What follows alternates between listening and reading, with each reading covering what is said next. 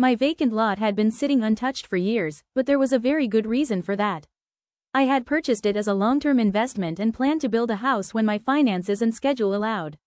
Until then, I kept the grass under control, maintained the fence, paid property taxes, and checked the property regularly.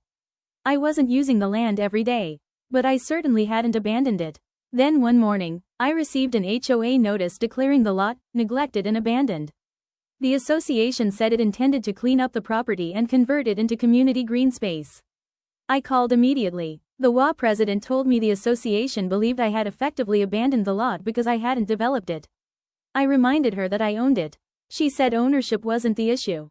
I asked what was. She said community standards. I asked where the covenant allowed them to take control of an owner's land. She couldn't answer directly. Instead, she sent me a list of violations. The list included overgrown grass, lack of landscaping, and the fact that the property had no structure. I told her I would maintain the grass, but the absence of a house wasn't a violation of ownership. She responded with fines. I ignored them and contacted an attorney.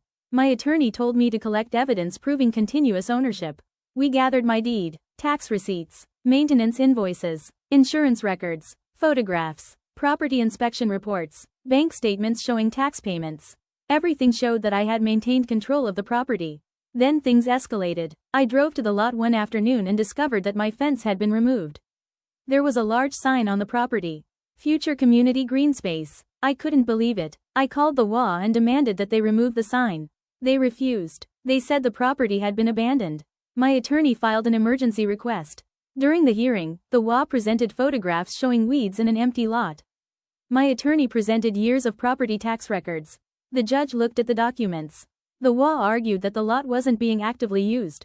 The judge asked whether active use was required to maintain ownership. The HOA attorney couldn't answer. The judge then asked whether the HOA possessed a deed. No. An abandonment declaration? No. A court order transferring ownership? No. The entire case was based on the appearance of an empty property.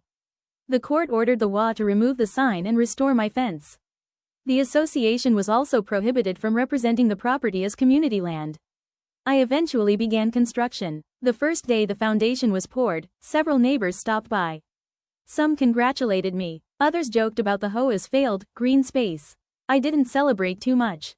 I simply watched the workers pour concrete across the exact land the HOA had once claimed was abandoned. The empty lot had never belonged to the community. It had belonged to me the entire time. It was just waiting. And sometimes people mistake silence for surrender. An empty property doesn't mean an owner has disappeared. A quiet owner isn't necessarily an absent owner. And paying your taxes every year can become powerful evidence when someone claims you walked away from your land.